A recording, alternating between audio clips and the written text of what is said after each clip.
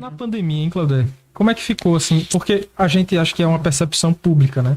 Eu, esses dias, estava indo pro trabalho, aí tem a igreja de São Frei Pedro Gonçalves, do outro lado tem um prédio muito bonito. Se eu não me engano, é a Academia de Comércio da Paraíba, alguma coisa assim.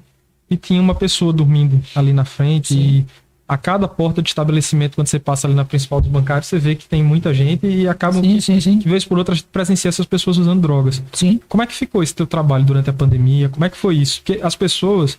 Isso é triste, né? O pessoal diz assim, só quem faz um trabalho social no Brasil bem feito é um padre Júlio Lancelotti. Mas você tá aí mostrando que você faz um belo trabalho e um trabalho difícil. Sim. Lidar com pessoas viciadas, né? É difícil. Sim. E como é que ficou isso durante a pandemia? Como é que inclusive você tem uma instituição no interior, não é isso? Nós temos uma casa de acolhida em Pedras de Fogo, distrito de Pedras de Fogo, né? Em Águas Lindas, distrito de Pedras de Fogo ali. Porque ali, na verdade, aquela divisa é o seguinte: você vai subindo para Recife, o lado esquerdo é Mata Redonda, que é distrito de Alhandra, e o lado direito todo é Pedra de Fogo. Ali, o Rei das Coxinhas ali, um Rei das Coxinhas é Mata Redonda, o outro lado é Pedra de Fogo. Nós temos uma casa lá. Sim, né? Estamos há 4 anos, mas há 10 anos que nós começamos esse projeto, né? De acolhida.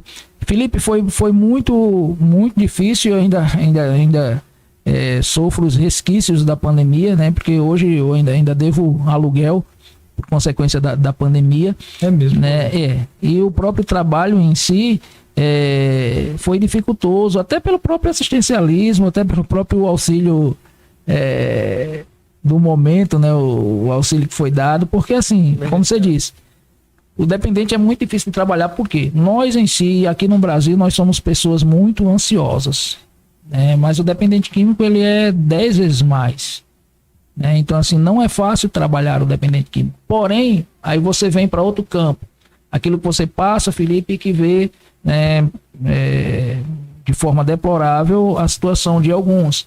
E aí, assim, eu trago comigo, e aí eu não vou mentir para você, eu não tenho um projeto elaborado, né? Pois o amigo pode me ajudar. Mas, assim, trabalhar essa questão do combate ante a dependência química, ela precisa ir mais fundo. Não é só as casas de acolhidas, sabe? Mas até ali. Por quê? O que é que acontece hoje diante da nossa experiência? Até o fato da caridade, e aí eu não estou dizendo, para deixar bem claro, para depois dizer, o Cleodé, candidato, foi lá e disse que a caridade que a gente faz de levar um alimento, não.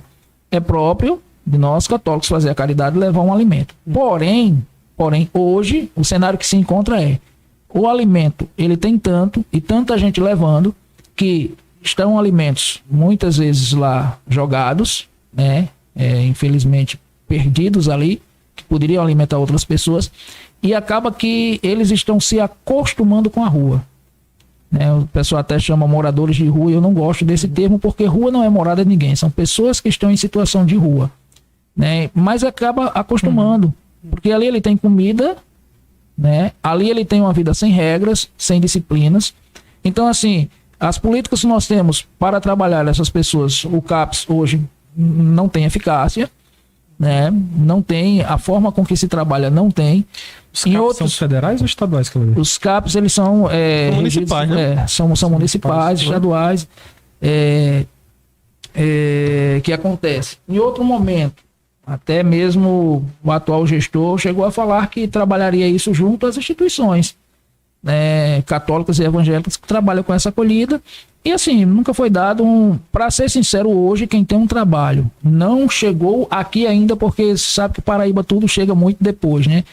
Mas quem tem um trabalho hoje muito junto a essas instituições, as comunidades terapêuticas, no caso da gente, a gente não é comunidade terapêutica, né? A gente é uma nova comunidade que vem dessa experiência de renovação carismática, vivemos os carismas de uma nova comunidade, porém, em consequência de eu falar de um Jesus que sofre, mas que eu não tocava, que não era palpável, porque é muito fácil a gente no púlpito estar pregando, falando do pobre, falando do... Mas aquilo, sabe? E assim, coisas naturais que foram acontecendo na minha vida que levaram a isso. A hoje a gente tem esse trabalho. Então a nossa casa é uma casa de acolhida.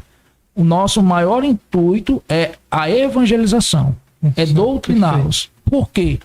Porque a gente já viu o seguinte, a reincidência é muito grande. Então, A Organização Mundial de Saúde já tem hoje a dependência química como uma doença crônica. Se é crônica, ela não é sanada. Ela só tem como, na verdade, usar de formas que possam, assim como a diabetes, né, que possa controlar.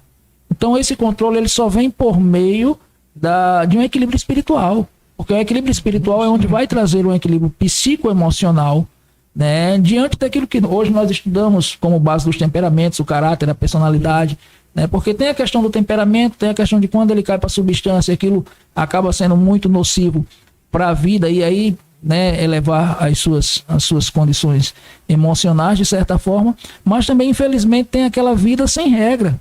Eu digo porque, olha, teve um fato de um jovem que infelizmente ele foi morto aqui em Mangabeira, esse jovem, ano passado, com uma facada no peito. E esse jovem passou pela casa, depois que ele saiu da casa, ele desapareceu uns 4 meses. Né? E a mãe já achava que ele tinha morrido e tudo. E o que é que acontece? Mas ele nunca tinha vivido uma experiência de rua. Uns 4 meses depois, liga um pastor evangélico lá de Boa Viagem para a mãe dele. Aí começou a tentar evangelizá-lo, tudo. Aí ele falou, não, sou da Paraíba, não sei o quê. Enfim, a mãe dele foi e disse, Cleudé, Antônio tá lá em Boa Viagem, não sei o que, desesperado. Eu digo, faz o seguinte, ó, não tô com condições de ir buscá-lo, né? Mas se você colocar o combustível, nós vamos buscá-lo. Fomos buscar o Antônio. E de volta o Antônio olhava para minha esposa e dizia assim, tia, a rua não é ruim. A rua não é ruim porque eu tinha comida, né? Café da manhã, almoço, janta, lavava carro, tinha meu dinheiro para usar a minha substância. Então hoje, Glaucio, o que é que nós temos no cenário aqui, olhando para aqui? Eu digo que já aconteceu. Da gente ir evangelizar da pastoral de rua até oferecer ajuda e a pessoa dizer, para quê? Qual é a ajuda que vocês querem? Me botar dentro de uma casa para trabalhar, para não sei o quê, para ter hora. Então as pessoas se acostumaram a não ter hora para dormir, a não ter hora para acordar, a não ter regras. E a vida sem regras, sem disciplina, infelizmente... Isso é a parte do seu trabalho e eu fico feliz de ouvir isso, porque é a parte difícil que raramente as pessoas falam, né? Sim. Sempre tem a tramitação, porque a gente fala assim, olha, você tem que defender isso, defender aquilo, por exemplo, dentro de uma assembleia, mas e o contato? E a lida do dia a dia? E isso é realmente uma observação assim...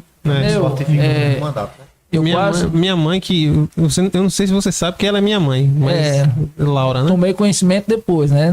Nem parece, né? Porque minha mãe trabalhou, elogia muito o trabalho de Cleudé e tal. E ela fala, sempre repete a frase de que às vezes a rua, você sai da rua, mas a rua não sai de você, né? Isso. Tem muito disso, né? Isso, assim, ele sente saudade do que tá vivendo lá fora, ele não quer aquela regra, né? E fica...